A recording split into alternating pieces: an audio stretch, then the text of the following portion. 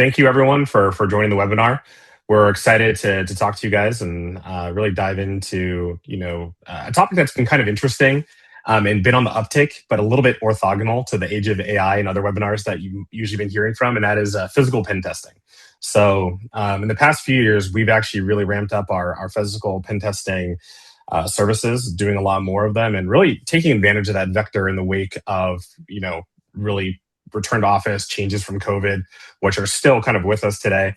And here to talk about this with us, I'll be moderating today. I'm the director of our threat services over at Tevora, and we've got a few of our senior consultants on the line, including Jonathan Nyman and Andrew Peng, who I'll hand over to Jonathan to give an intro of himself before we dive in. Yeah. Hey, everyone. My name's Jonathan Nyman. As Kevin mentioned, I'm a consultant here at Tevora. Been here about 6 years now. And yeah, I've been really trying to spearhead this physical services that we do, and try to relay the importance of it.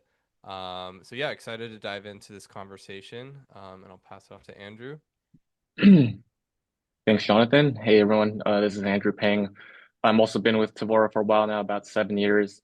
And yeah, I believe physical pen testing should be important for customers and clients to take a look at.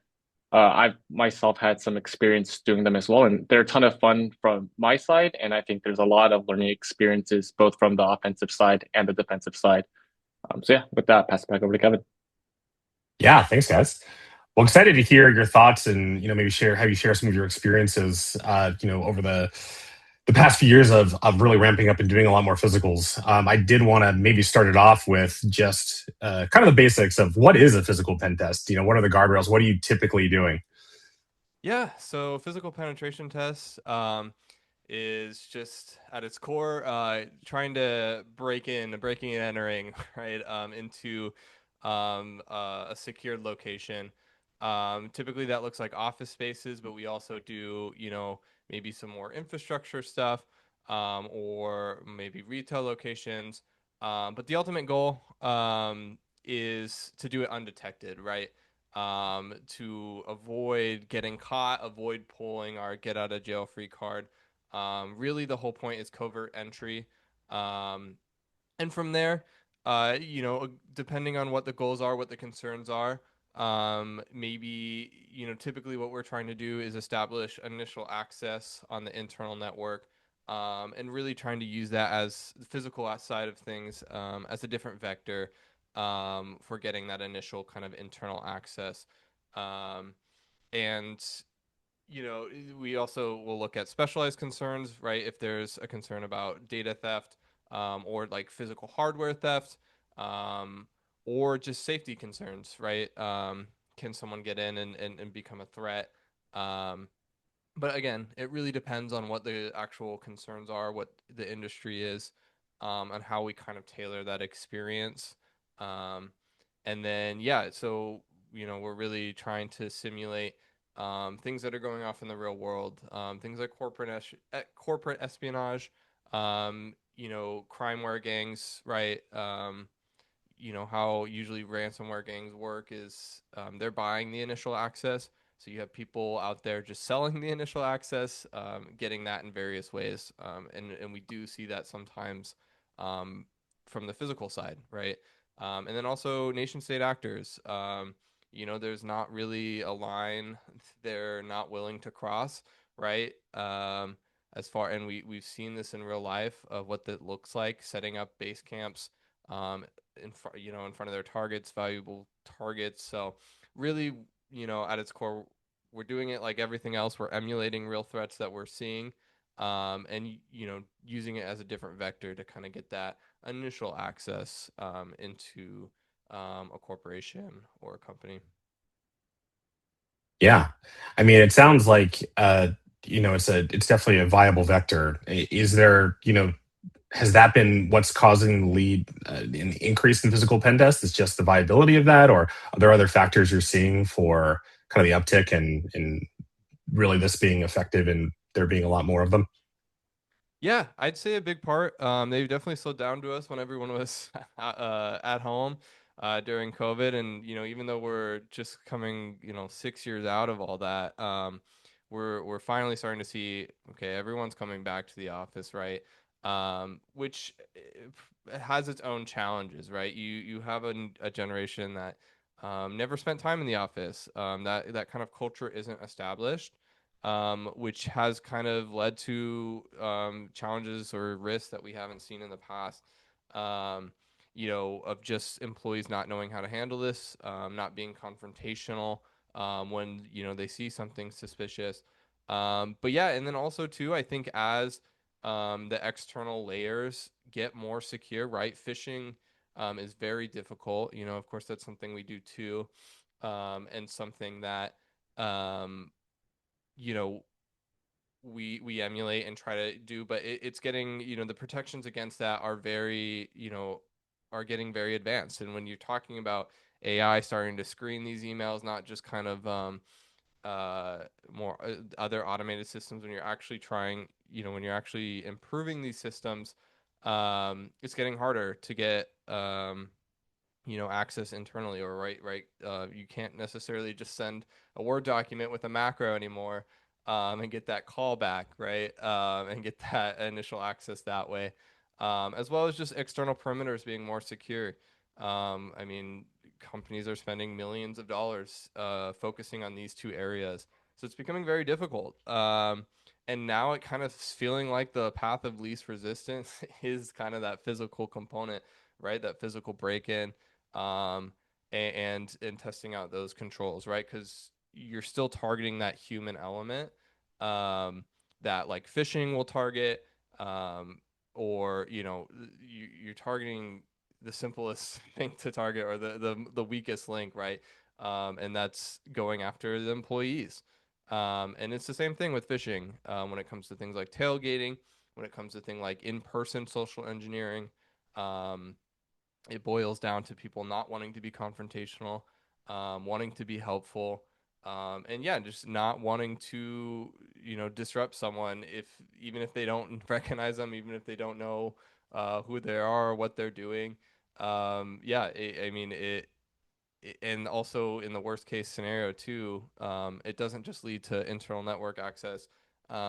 It's not uncommon for us to end up in data centers, right? And what can we do there? I mean, or server rooms, data centers, stealing servers. Hey, if there's something valuable on there, we can take it and deal with it later, right? Or a threat actor can take it and deal with it later. So yeah, I think part of it is just like um, as kind of the detections on the external side of things strengthen and become more difficult to get through. Yeah, it's becoming a path of least resistance, and it's something that I don't think you can ignore. And depending on how seriously you take it, depends on like, what your actual risks are, what your actual concerns are. But I still think it's something that should at least be, looked at and tested, right? If you're spending all this time and resources securing those external perimeters, can someone just walk in through the front door unnoticed, plug in a Raspberry Pi, walk out, and have like a foothold in the network? So, how much resources people want to spend, or to securing their physicals, right, will vary. But at the very least, it shouldn't be very easy where in a day we can just walk in, do whatever we want, and leave, right? So I think just the concern is coming from kind of realizing that gap as people are coming back in the office. Yeah, it's interesting timing too, because I think as we all know, some of the AI tooling has been really enabling and really getting up to a level of maturity in the past few years where I think we're going to be in a world of hurt from traditional vulnerabilities, right? Where just the pace of vulnerability reports and, even that issue of a lot of, quote unquote AI slop reports clogging up the system is almost moved beyond that into just, hey, we have tons of real reports. And the physical being such a different focus and different area. I'm curious how that plays into things, right? Both from the perspective of, do you think people are going to be just so hung up with trying to deal with a lot of this wave of vulnerability reports and patching that it seems like we're going to have in the age of agents, that physical may be a distraction or a blind spot?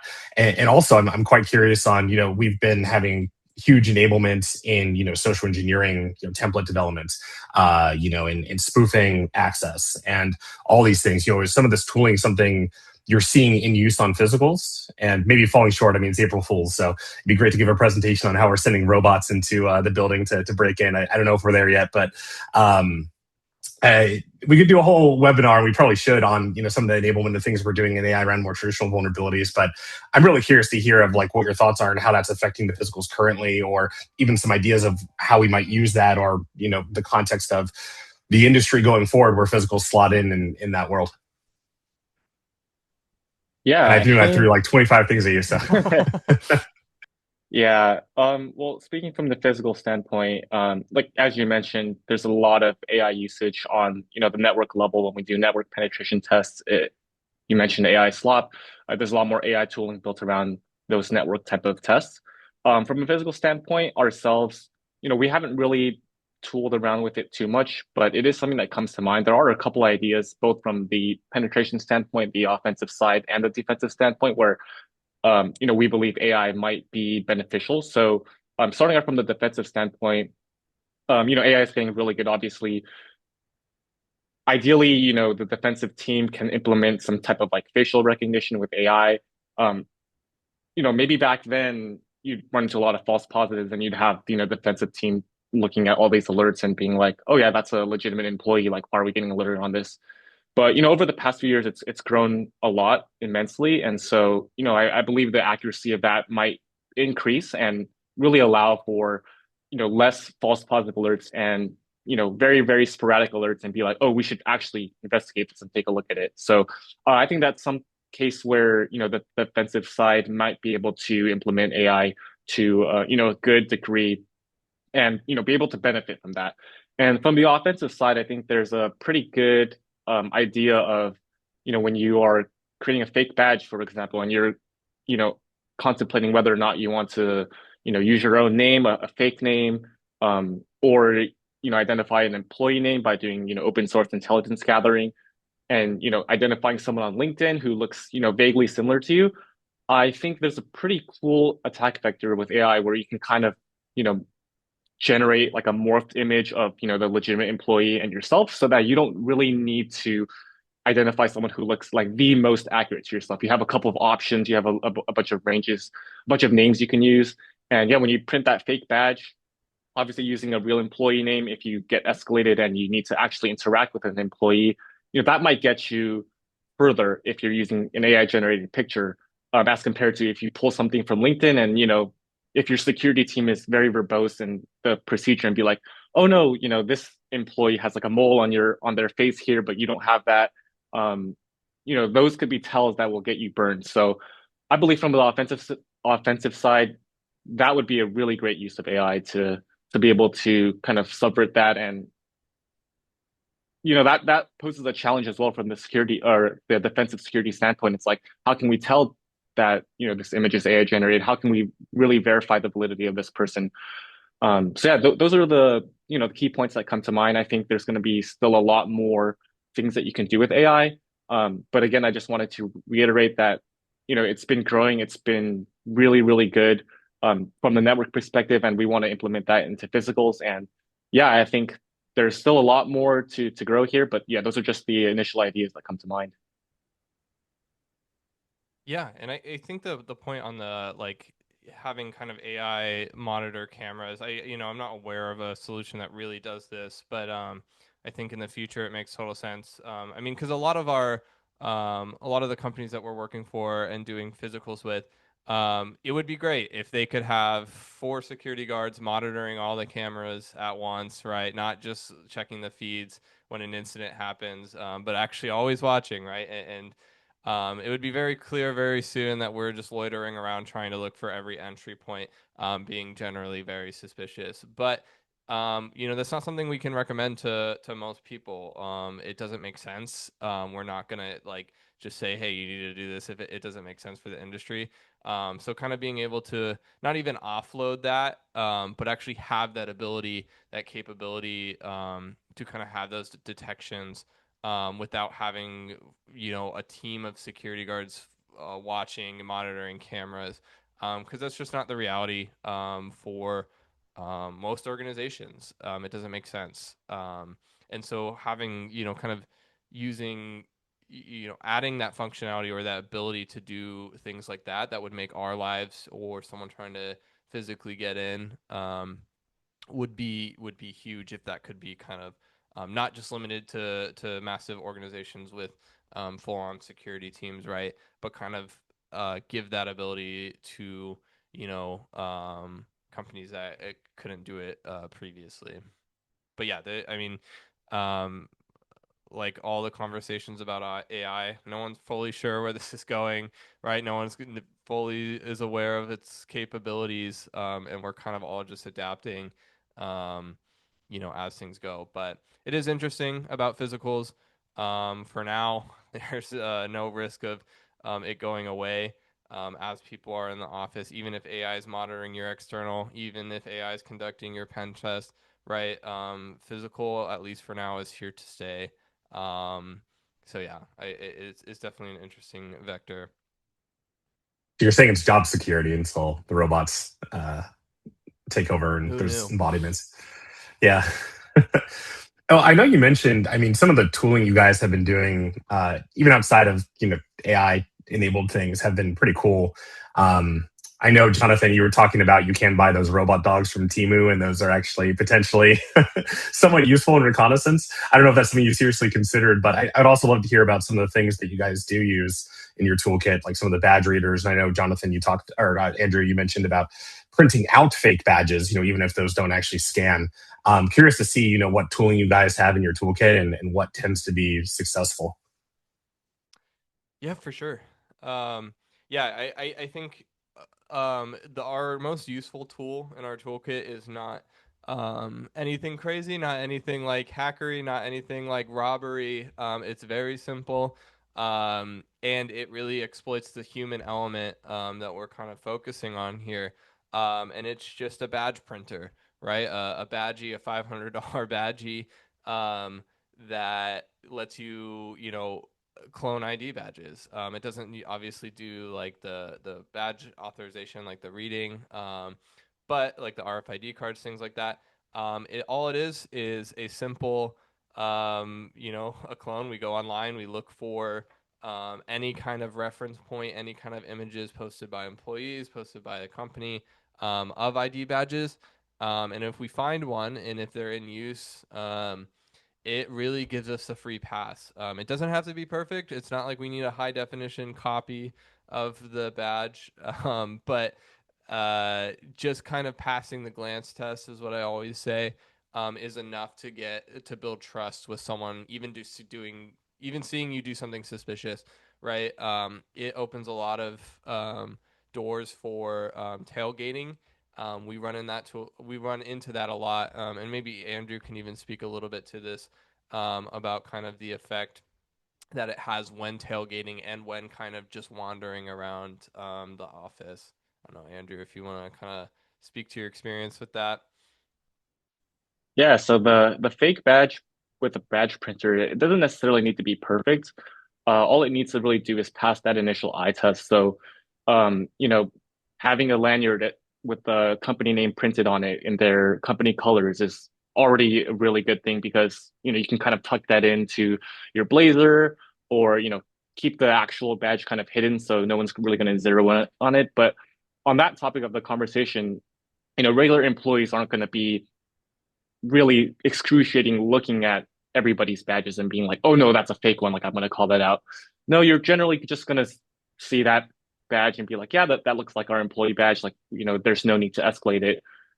So all you really need to do, yeah, pass that initial eye test. The worst case is, you get confronted, you actually have to interact with someone, then the accuracy of your badge could be a little bit under scrutiny, but for tailgating purposes, you just need to look like you belong there. So just having a fake badge that looks like it is real is already kind of good enough for that first step for tailgating, and kind of lets even ourselves establish a little bit more confidence to be like, yeah, we have a badge, we're not going to get questioned.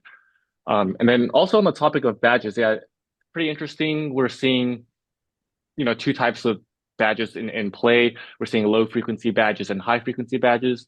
And without going too much into the weeds on those, just know that low frequency badges are inherently going to be more insecure, and companies should be doing it with those as much as you can. Essentially, a low frequency badge, first of all, it emits long wavelengths, and that allows people to capture those from a further distance. So you don't need to get as close to the employee to kind of get a read on their badge. And second of all, a lot of that communication with low frequency badge readers is unencrypted. There's no encryption. There's no kind of secret key required. All it does is broadcast, hey, this is my essentially two different kind of things to verify that your badge is legit. And it just broadcasts those to the reader. And then what that allows an attacker to do is, get close enough, basically emit like a fake read signal, pick up that response from the badge, and be able to, replay it not cryptographically because it's not encrypted, obviously. And so you just take that data that you got, and you can be able to hold it up to the badge reader, and you can kind of get in that way. And on the flip side, with high frequency badge readers, I talked about wavelengths, high frequency. The wavelengths are a lot shorter, and therefore the range is a lot shorter. So you really need to get really close to the employee, which is kind of already very suspicious if you're trying to do that to an employee. They're going to be like, hey, why are you getting so close to me? We run into experiences where we're trying to get really close to them, and they, will back up. They'll move to the side. They'll intentionally try to avoid you, which makes it a lot more difficult. And then to add that cryptographic element to it, these cards are just inherently more secure. Even if you are able to get close enough to get a read on them, you don't have the actual secret. You can't derive, the encrypted communication. So even if you do get a read, you can't replay it. Now, that's not to say high frequency is inherently secure completely. There are still misconfigurations you can apply to the reader. You could configure it in a way where it just reads the card number instead of going through those encrypted communications. Now, that's a lot more rare, but that's still something to keep in mind as well. And also on the topic of badges, I think badge placement is extremely important. So the most secure design of how to use your badges is obviously use a lanyard and have it across your chest. This is because it's a lot more difficult for an attacker to, kind of get up close to there and, get a read. We see a lot of times badges are kind of put on their hip with like extended lanyard thing where you loop it on your belt or something, and then you just pull it and access the reader that way. So that's going to be less secure because it's kind of along the hip line, and so someone walking by it doesn't really need to make any suspicious movements to get a read on that. And I also think architectural design of office spaces is important too. So everyone likes a nice office. You have it's 2026. There's a lot of clear looking office spaces to make the office space look good for their employees, make them feel like they want to go into the office. So there's kind of a flaw here where any outsider can kind of look into the office and see where they put their badges, right? The most secure way is you tuck your badge away in your bag, in your pocket before you even leave the premises. So an attacker doesn't know exactly where to look for, and they kind of have to do a guess, right? If you put it in your left pocket, but they walk by the person's right pocket, well, you're not going to get a read that way. So that's already inherently the most secure design. But if you have, a clear office space where anyone can kind of see into the lobby, well, they can already see where you're putting that badge. So that kind of removes that element of guessing and allows an attacker to be like, yeah, I know where it is. I know exactly where to target. So yeah, the safest practice, I think, just tuck it away. And, if you're not in a clear office space, it's even better because when an employee's walking out, their badge isn't visible at all. So yeah, I think those are some pretty interesting tidbits with badges. I also have a gadget with me here. This is a flipper. It's really nice. It's kind of pocket sized. You could put it in to your pocket. And what's really nice about this is you can mirror that with your phone. So we've also run into situations where a company is using a low privilege or a low frequency badge reader, and you can actually privilege escalate with the flipper. And there's a couple ways to kind of obfuscate it instead of holding it up to the reader and looking very suspicious while you're trying to brute force those plain text values that I mentioned previously. Some ideas you can do are put it in your back pocket and just lean against the reader and take a look at the flipper on your phone. And once you get a valid code, you can pause it on that on your phone, and exactly what combination is needed to access the database or the data servers or the server rooms, as Jonathan mentioned. Another option may be put it in your backpack and again lean forward or lean back against the badge reader. So those can pass the eye test of like, yeah, this guy's not doing anything suspicious. He's probably taking a call outside the server room or something like that. So yeah, the flipper's a really nice tool as well that we have in our toolkit that we bring along on physicals that can kind of play around with badged access and allow us to do attack vectors aside from just tailgating. Yeah. And I know I've seen you guys with the flipper, which is quite handy, and also I remember quite nice compared to we had 10 years ago with SSHing into a Android phone or something, had us on a laptop or even the Proxmark or Proxmark. But I've also seen that kind of backpack sized reader. It looks like you guys ripped off a parking garage or something. I don't know if that I assume gives you a longer range. Is that something that's kind of built for certain situations where the flipper might be more apt for another? Yeah, for sure.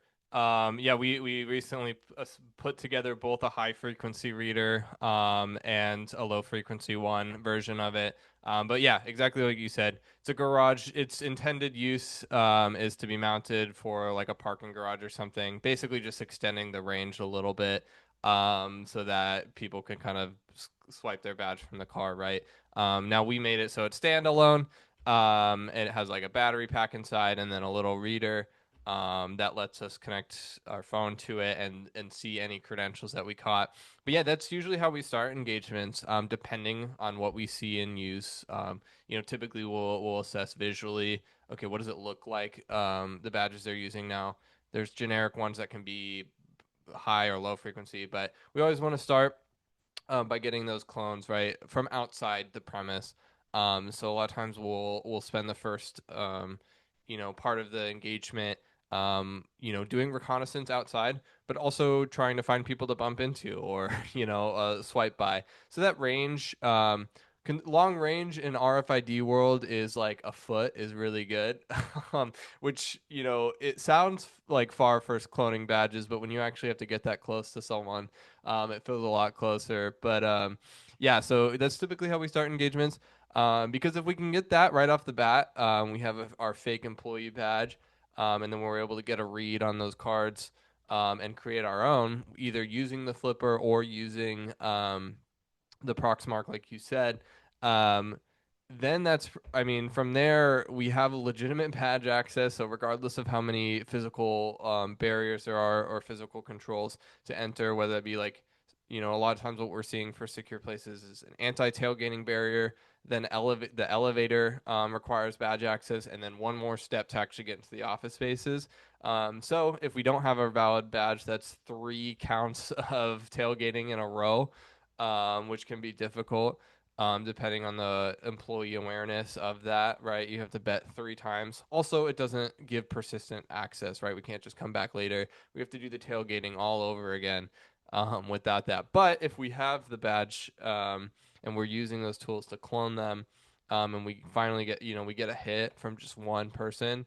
Now we have, we can make as many copies as we want. We can give it to all of the testers on the engagement, and we can freely exit and enter the building and not have to worry about maintaining access. Or a lot of times we'll come after hours too. We'll come back now that we have a valid read. Okay, let's go bit in after hours, and now we can actually start checking, looking through people's desks, making sure clean desk policy is being followed. There's no passwords on sticky notes right under the keyboard. No sensitive documents laying around, things of that nature, which can be difficult, as Andrew mentioned, with kind of the more open space design these days. It causes some problems. You can't just rifle through desks because everyone can see you. I have that a lot where I'm walking through an office and the whole office can see me as I'm walking through. So it helps to have that kind of persistent access. And yeah, as Andrew mentioned, it can also be used to escalate your badge privileges and get full access, right, to even the more secured areas. So it's definitely something we like to push and make sure kind of do that full badge system assessment. Because as Andrew mentioned, high frequency using high frequency cards doesn't mean that you're good to go. There's still some misconfigurations, some default misconfigurations And if that's never been actually looked at, it's really important to at least assess it from some to some degree.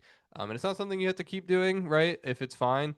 But it's definitely if it's never been checked out or no one knows what the actual situation is, then yeah, it's definitely worth it. But I've been harping on the law, the issues with low frequency badges for a while. I'm really trying to push it. I usually know right away when we're going to be running into them. It's usually when it's a big building with multiple tenants for whatever reason, they default to low frequency. I think it's just because it's easier to manage. But they're really bad. They're really easy to clone at range, um, and they're really easy to manipulate, recreate, all that stuff. So, and like I said, once you have that, once you have an employee badge, you're walking around freely. People are seeing you swipe in immediately. No one cares what you're doing, right? They see you have an employee badge, you badge in. Like what? Why would anyone want you at that point? So yeah, that's a huge win if we can get that. So it's definitely where we put a lot of emphasis, and then move on to other tactics like tailgating or looking for physical access, physical bypasses, whether that be doors installed incorrectly, right, using some of the random tools there to kind of to get access. But yeah, I'd say the two biggest like I said, the two biggest tools are not super complicated. It's our badge cloner, and then that badge printer, just because that's really all you need in a lot of cases, whether you're exploiting tailgating and exploiting the trust of other people or the employees, or you're just getting full access without having to do too much work. But yeah, the flippers are super nice. They make things really easy on site, which is really nice. But they are a little burned. I know they went viral on TikTok, and that made things. People know what it is when they look at it now, or a lot of people do. And then they got banned in Canada, which also raises some flags, right? So it's unfortunate. It's a little burned, right? You can't have it as freely. It doesn't look like as much that you're playing with a Tamagotchi as it used to. It's pretty distinct visually, but it makes things really quick where we can go from no access right to cloning a badge, checking that badge information on my phone, configure or setting up a new card from the flipper, right? So not doing this whole attack chain without ever having to pull out like a computer or a laptop or a Proxmark. It really simplifies things, which is really nice for fast-paced kind of physicals where it's very dynamic and things are changing very quickly. Yeah, I mean, you guys talked a lot about badges. Definitely get an understanding of the importance there. Is there anything people can do to defend against that? I mean, I've heard with stolen badges, people, now putting out alerts and seeing people, you know, badging in with that stolen badge and responding. But I imagine for a clone badge, it's gonna be a lot more difficult. I don't know if you've ever seen any kind of defenses where they're like, hey, someone just swiped in on this side of the building, and then a millisecond later it's somewhere else, and that's impossible. Or have you seen any resistance to that, or any kind of detections or defenses against it, other than just rip and replacing the whole badge system? For sure. Yeah, I have actually, and it's more for the for people that are taking it very, very seriously, physical security. And like I said, that doesn't necessarily make sense for everyone, but for people that had specific concerns, yes, I have definitely seen that. There's a couple ways to do that. Um, there is kind of there is a kind of detection of like they badged in and they badged again on the other side. I don't think it's as common, but a big one is if you only have one entry point, right, and you have the receptionist. Sometimes what we see is when someone's badged in, it's linked to their picture, right? So if I stole a random person's uh, card and cloned it that looks nothing like me, and I try to use it, and that receptionist just quickly like they hear the beep, they look at their computer and they see someone that doesn't look anything like me. That's a really effective detection, or way to kind of prevent this. Even if you are using low frequency cards, right? Now, again, this doesn't necessarily prevent after hours things or stuff like that. But if they are locked down after hours, like, standard employees can't use their badge if the receptionist is gone, then yeah, that's a really effective method. Now, again, you can kind of still start social engineering there. It still isn't game over for us. You can get creative with how you want to deal with that. But it's a really simple and effective, just tying those card IDs with the employee picture.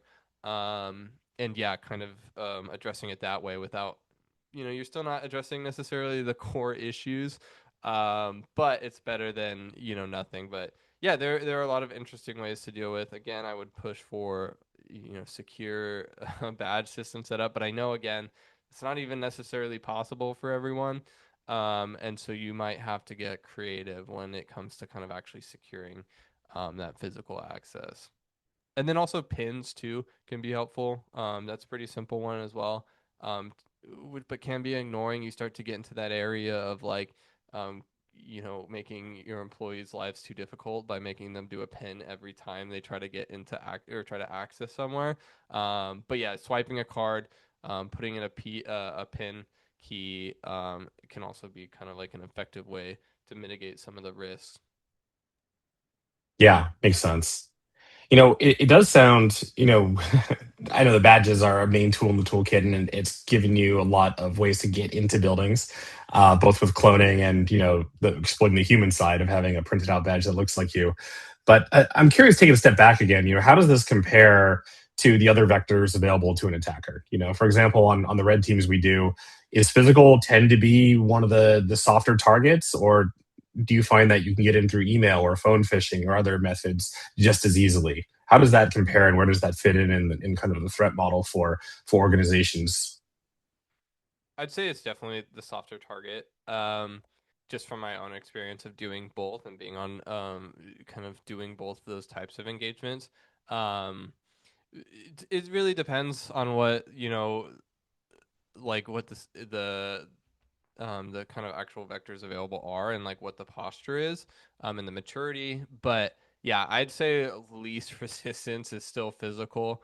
Maybe you have network access control, right? And so you can't just plug into any random port and get like a foreign device calling home. But we've developed kind of tools to bypass that.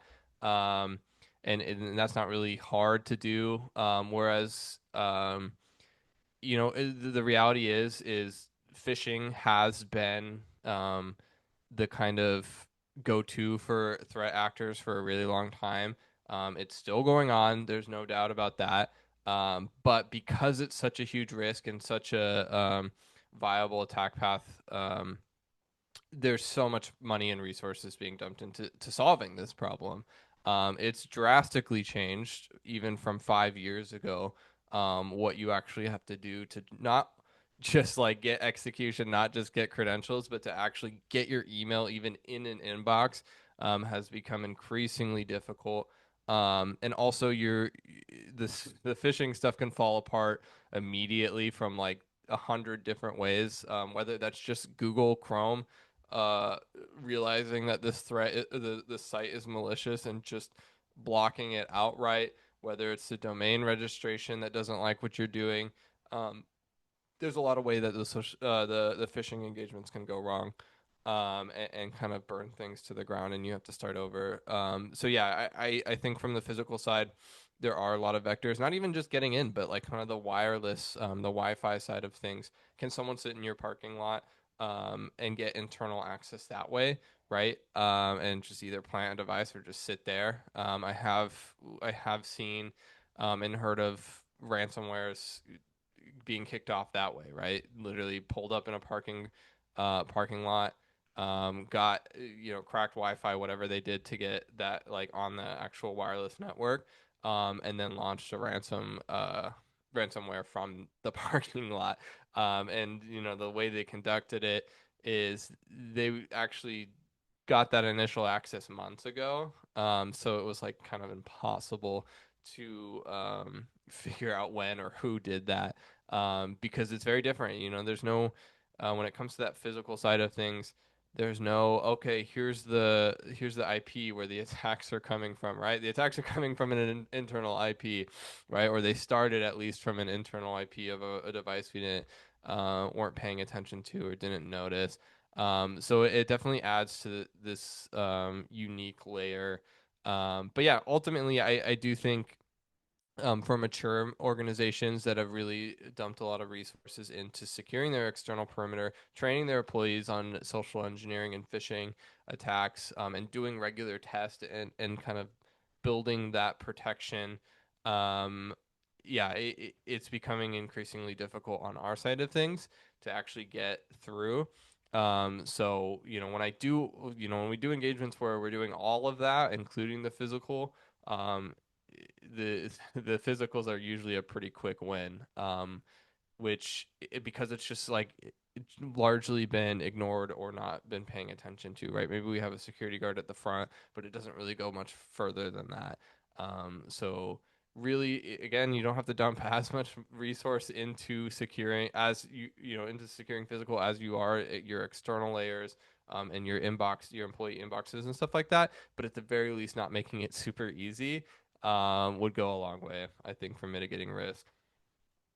Makes sense. And something you touched on that was kind of interesting was the whole delay factor, because as you were talking about, well, this in general, but also just that specific example of someone fly by in the parking lot, my first thought was, well, now they're going to have surveillance footage of that guy, right? And that's going to be great for law enforcement to go after, and like what a risk to them to go on site and do this versus if you're living remotely, and obviously just logistically more feasible if you're in Russia, for example, or somewhere, not to call it a single country, but if you're outside of the U.S., obviously becomes a lot more difficult. You either have to liaison with a contact over here, or obviously be physically present. Um, but it sounds like that may balance out depending on what your goals are, and there are ways around the risk with kind of the post hoc surveillance and review, right? If you just wait for that time for the tapes to roll over, is that something you're kind of commonly seeing? I know for us, obviously, we don't have that risk of after the engagement, they're not coming down to arrest us. As a kind of a simulated engagement for a real attacker. I'm sure that probably can put a damper on this being as viable of an attack vector. But I'm curious to see, like, is that the main SOP of like you just wait until the surveillance is kind of rolled over? Yeah, I mean, it's what it's pretty, and like I said, usually, or what a lot of these like ransomware gangs at the very least, or even threat act or like nation state actors, are doing is buying that initial access, whether that be bribing a current employee, having an insider threat. This is also a way to test that vector, right? Of someone, hey, they got $100,000 wired to them to drop this weird device in a specific spot, right? Or yeah, just having an insider threat, connecting, starting at the internal network.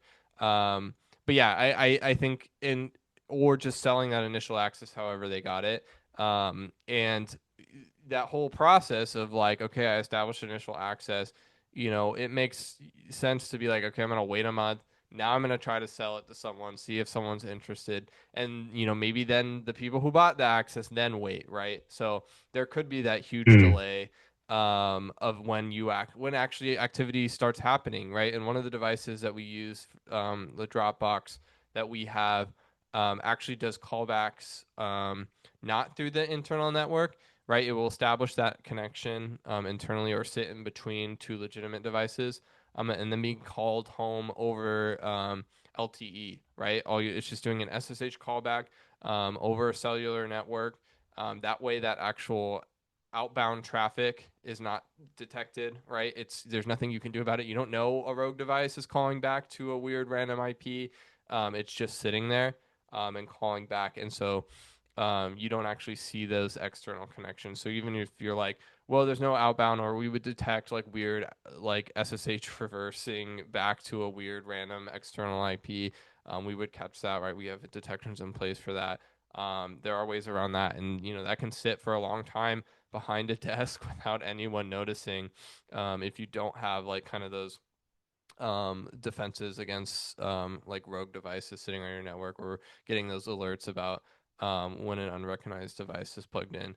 But even the thing that we're using is like sitting in between an actual authenticated device and a legitimate device, and kind of piggybacking off that connection and spoofing that it's that device.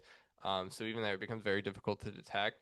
And yeah, when you're talking about tucking it behind, uh, hiding it away behind a desk or something that's not really accessible without moving the desk, it can become pretty difficult to pick up and can sit there for a really long time.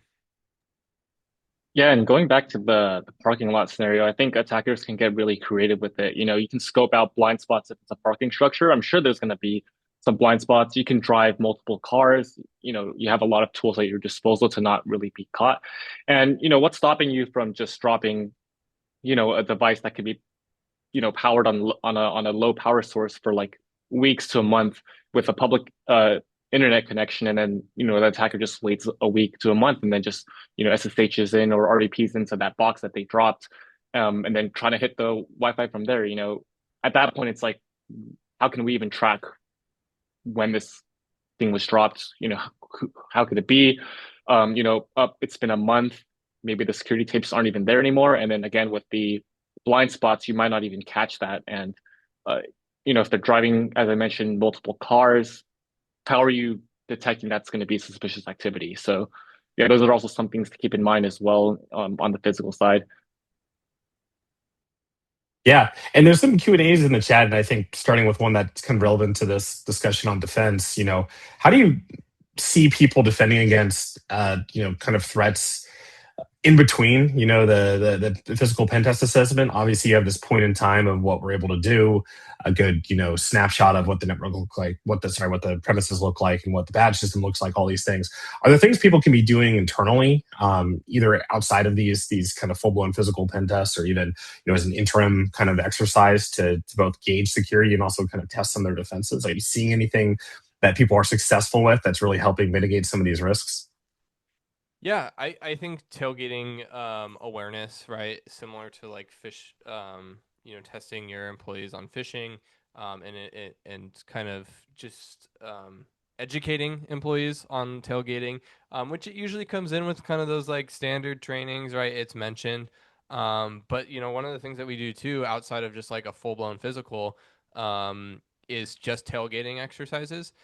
So that's going to be like similar to phishing engagements where you're not actually trying to get any kind of initial access, or the goal really, you're not trying to get credentials to go further with it, right? It's just kind of a engagement to test user awareness. So we'll do those too, where our only goal is to tailgate. So we'll sit out front the main entrance and just tailgate, get in, go back down, or go back to the front, do it again. So then we're just kind of like testing that. And I think a really big part of doing engagements like that, similar to phishing engagements, is it's not just like a random thing that they have to read or learn about once a year.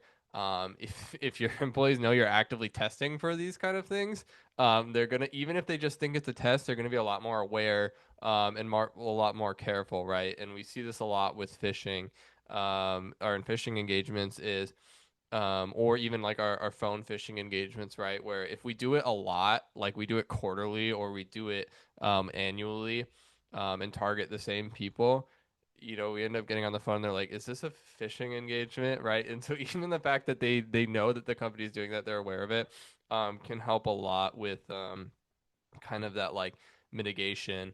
And then a big one too, is like scrubbing, going through social media posts, and scrubbing any kind of either badge information, or pictures of badges, or just general, something that an attacker could use on the physical side. Just making sure that's sanitized. That's really important. You're not going to stop like random employees from being like, I got a new job today, and posting a picture of their employee badge, or I'm leaving. And we see that a lot. Like, 7 years done at X company, like, and they take a picture of their badge, right? You're not going to fully clean that up, but at the very least, making sure that the marketing team isn't posting pictures of your employee badges, is definitely also a place to start. Cool. Yeah, makes sense. Um, yeah, and I know,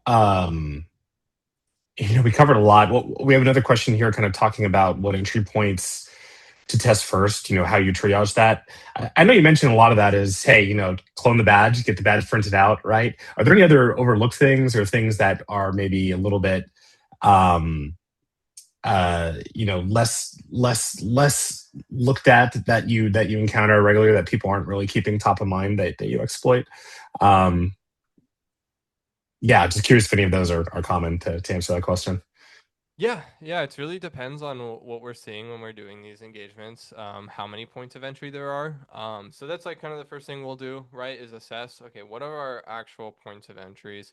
There's obviously always going to be the main entrance, but then there's stuff like delivery entrances, or just different various like side entrances, or if it's like sometimes it will just be like elevator access versus stair access if it's on a different floor, things like that. But yeah, I think one of the more interesting ways, usually we'll start with the main entrance, unless there's something stopping us from doing that. We'll look for prop doors on the side of the building, something of that nature. Testing the stairs is a really big one too, because sometimes, the whole front entrance is really locked down, all these like security controls there, and then you can just go through this stairwell and pop the door open. It's also a really interesting place to do tailgating because you can pretend like you're on the phone, and then pop in when someone leaves.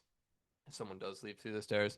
But I also say another interesting vector, from that kind of thing is the elevator access. So a lot of times we run into issues where, or run into access, or where the initial access or actual like you're making progress is getting into or the elevator, right? The elevator is kind of the end goal. And a lot of times when that's the case, you have to badge to actually get to your floor or get to where you're going. So a really simple, a really not, smart or anything, really simple technique for that, is sitting in the elevator and waiting for it to get called up. And so that's also, and there's only so much you can do about that, right? You usually have to have another layer, in front of that, but we do that a lot where, we're waiting in the elevator. There's a risk of someone like being like, "What are you doing waiting in the elevator?" if they're paying attention. Or I've also had times where people come into the elevator and I've just been in there for 10 minutes and then they badge and then I can press the button that I want to, or the floor I want to go to after they swipe their badge. That can be a little awkward, but usually it's not challenged. But yeah, it's a really interesting vector, just waiting in the elevator and waiting for someone on the floor that you're looking to access calls it up because the elevator just starts to go. So, and then you don't get a choice on where you're going. But you can kind of keep doing that until you land on the floor that you want to be. But yeah, really, and then also we're looking at, like I was saying, those kind of side entrances. We're looking for doors installed incorrectly. Again, this all depends on what the actual building looks like or what the actual area that we're looking at, how it's structured. But yeah, we're looking for doors that are installed incorrectly, right? That you can do the credit card trick. We run into that pretty frequently because again, that's not something that's really paid attention to. Is the door installed properly, or it doesn't need those shields that prevent that attack vector, or is it one of those motion heat sensors that open the door that you can just spray an air duster in and it just pops open. So yeah, we're really assessing all, possible entry points and then choosing, the easiest and then working our way down.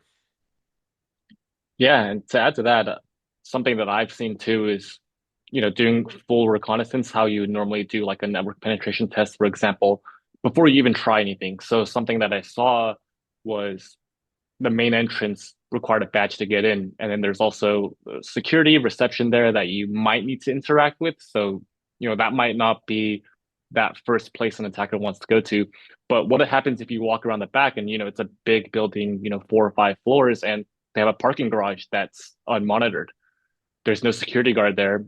Typically, when you drive your car in, there's no one that's going to stop you and like check your license plate or make sure you should be there. So what's stopping you from walking down the ramp, walking straight into the parking garage? And then, as Jonathan said, you have access to the garage and the stairs, or the elevators and the stairs, and you can already bypass the need to even have a badge to get into the main lobby and, even interact with security already. So, performing a thorough enumeration, and I think that's a pretty big point. And obviously, as Jonathan mentioned, it depends on that, what the building looks like. So if you're in a big office space and all the parking is outside, obviously you don't have to worry about that. But yeah, if you have like a designated parking garage for your specific building, that's something that you might want to get visibility into. And then also, if you're sharing an office space, you might not necessarily be responsible for the security guards in the main lobby. And then that's opens a whole nother can of worms where like, oh yeah, we know this is an issue, but like how are we as a company who's like a tenant on the fourth floor only going to enforce this? So, that is just something to keep in mind as well in terms of potential entry points. I see a question in the chat asking about, speaking of entry points, biometric entry systems. Is that something you guys have come up against? Is that an effective control? Or, what would you, I'm actually sorry to add some more commentary to this, but, the thing you mentioned where the low frequency badges are so bad, to my thought, it's like just getting a high frequency badge system that's configured correctly is probably a huge upgrade before you even get to biometrics. But I imagine biometrics would be quite a difficult control to bypass. Is that something you guys have seen or something you would recommend being the entry and ingress points? I have seen it like once before. Um, yeah, I'd say for now it's probably like a little overkill. Because if I ran into it, it would just be like, okay, I'm tailgating. I mean, it's like I don't know like what with facial recognition getting pretty good, you could implement it. I think it's still kind of a little clunky, regardless of if it's fingerprint or facial recognition. The only one I've actually seen in use, and you might have seen this at like, I think Amazon was doing it for a little bit, but the palm reading, or it's not really a palm reading, it's like kind of your hands, like how it sits kind of naturally. It's a weird one. I don't know even exactly how it works. I've seen that once before. But I think the reason it's that is because you have to imagine too, again, this is there are all kinds of ways that you could really secure lock down your internal network, but it makes work not possible or makes work really difficult for your employees. So it's finding that balance. I think when you're dealing with like biometric stuff, it can get kind of crazy when everyone's coming in at 9 a.m. And everyone's trying to use their thumb reader or they're trying to do the facial scan. So it's really about finding that balance. But I have run into it once. It didn't really make a difference at the end of the day.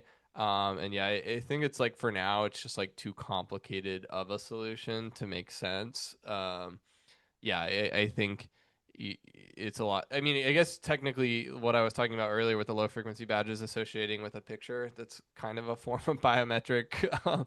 It's just more person, more human biometric test or prevention. But yeah, I think for now it doesn't make sense unless it's like a very specific like secured area that only a few people are accessing. Yeah, you might run into employee pushback too, where they're like, why would I want to give my biometric data to the company? You can trust in your security team as much as possible, but and you don't want this to happen, but like, what if your company gets breached and all your biometric data gets released? So that's also something to consider that, you're gonna get employee pushback for that. I think in specific circumstances like Jonathan mentioned, secure facility, like maybe um, designated people have special access to something that's like confidential, for example. That might be more necessary on top of adding 2FA. And I think adding the pin codes that Jonathan mentioned is already a really good thing. I think we can kind of combine the things that we've mentioned on this call. Getting rid of low frequency badges for high frequency badges, enforcing 2FA. You're going to get pushback on that, but that is a conversation on how secure do we want to be versus how do we want to treat our employees. Like, do we want to make it difficult for them? And then just adding that reception level too of a picture being tied to that badge number. All these things combined can really make it a lot more difficult for someone to even break in. And I'd even go as far to say multiple doors that require badge entry. So I know Jonathan kind of alluded to this when you're going up the elevator. You have 3 back-to-back tailgating points. So that's something that could be beneficial too. You kind of have to badge in to get to the reception area, but then to get to the actual office space, you have to badge again. So I think a combination of all of these is probably better than just implementing like one biometric test at that level. And yeah, just the difficulty obviously is adding all these layers might, cost more, might not be as efficient, but that's just a conversation for how we want to balance it out. Yeah, and I guess it should be stated too. We're maybe talking about the median case, right? Where there's definitely going to be those cases where you do want biometrics, you want pin in, pin out, right? getting in and out of a skiff, aerospace defense contractors, right? They're going to have controls way above and beyond this. And, it does, I think, depend on your use case a little bit. That's definitely interesting to hear, in the wild, the palm reader. I've seen some of those as well. Haven't seen fingerprint, but I maybe going back to what you mentioned too on the mass surveillance, or at least the building level surveillance with automated facial recognition and detection could be an interesting time as well, without adding a lot of friction to employees. Other than that, the fact you're just surveilling them, which maybe is not a fun thing to for people to enjoy, but very interesting defensive control for sure. Well, I know we're at time here. In fact, a little bit over. So, thank you for the folks that are hanging on with us. I don't know if there's any other questions we can add. I know we have a few minutes here before we have to hop off. So we're happy to hang around and answer anything, Jonathan and Andrew, we didn't get to that you really wanted to chat about, or any cool stories or anything like that. Yeah, I do have a little bit of a story that I thought was pretty interesting on a physical that I did. And I don't know if I never confirmed whether or not this is intentional or not, but it appeared, an operational control led to increased security. So, there's this company that we were doing a physical pen test for, and they actually had a desk reservation system for literally everything. So their offices, even the common areas, those open desk areas, all were part of the reservation. Like there's a little tablet that you had to put in your, I think, like network ID into there.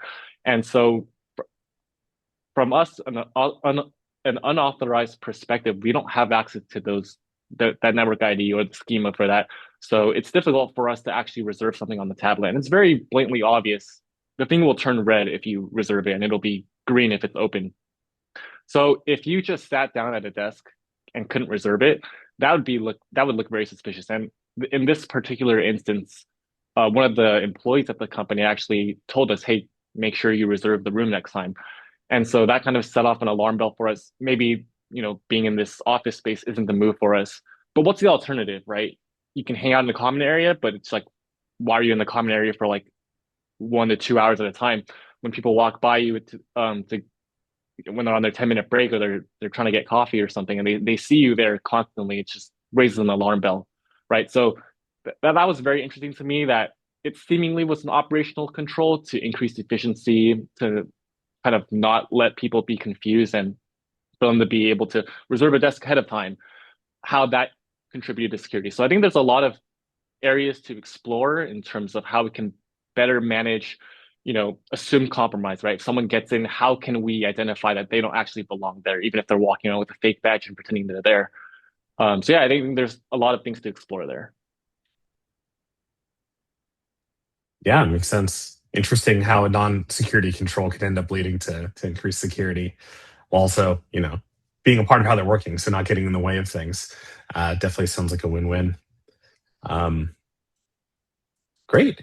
Well, I don't think there's anything else to chat about here. Thank you, Andrew and Jonathan, for sharing some of your experience and expertise. What I've taken away from this is that badging makes a big difference, from both being able to just the human element of printing out a badge, and the technical element of low frequency. Sounds like if anyone has low frequency in their network, maybe easier said than done, but ripping and replacing that out is going to be a huge win for physical security.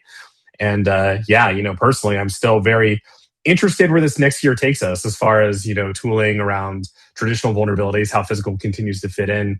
But it does sound like that tends to be still a soft enough target versus the pure external or the pure phishing and social engineering, with no on-premise look. You're having a little bit of a blind spot there. So yeah, interesting to see. But yeah, thank you for everyone for joining in. Hopefully that was informative. And yeah, always great hearing from our operators here.